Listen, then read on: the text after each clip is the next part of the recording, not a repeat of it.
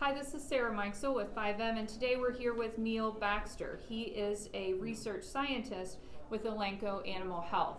Thanks for being with us today, Niel. Thanks, happy to be here. Very good.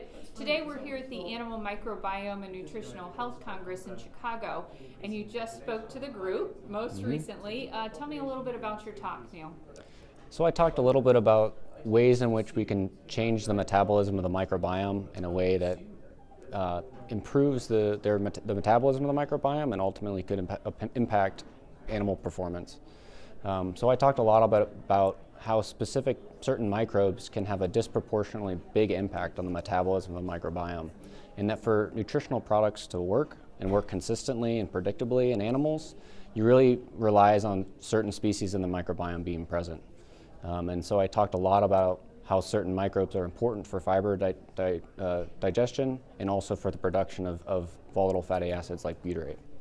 So it's important, they all impact each other was one of the things, not just you said, but we've heard kind of as a theme throughout is how everything kind of interacts together, right? Exactly. So in the microbiome and in any microbial ecosystem, the species are not acting in isolation.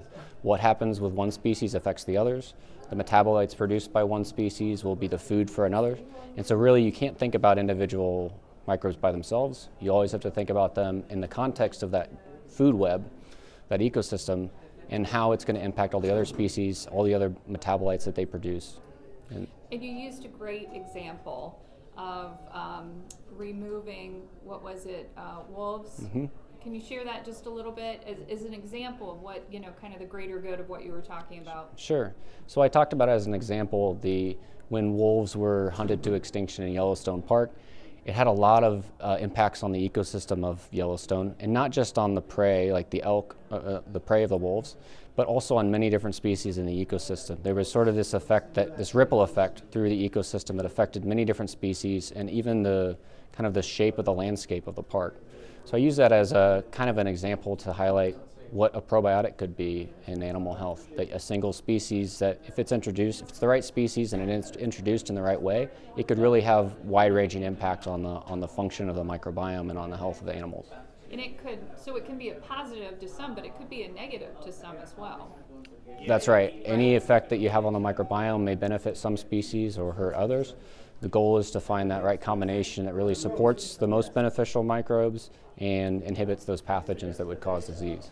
Very good. And kind of when you take this to the level of, on-farm production, what does this kind of research mean for on-farm production?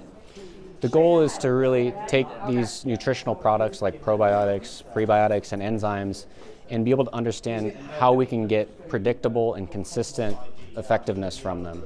So we know that the microbiome of an animal is going to affect how effective a probiotic is or an enzyme. So can we look at the microbiome of an animal, look at the composition there, and then predict whether or not a nutritional supplement is going to be right for that particular producer?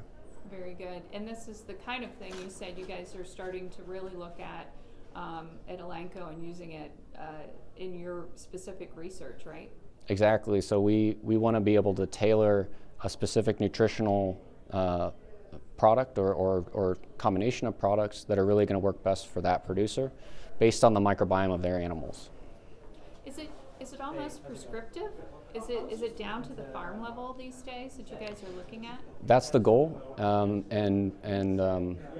yeah, I mean that's really what we're striving for, so that for every single individual farm, we know the microbiome of those animals, we know which nutritional products are most likely to be effective, and then we can make a recommendation of what will work or what won't work for that particular producer.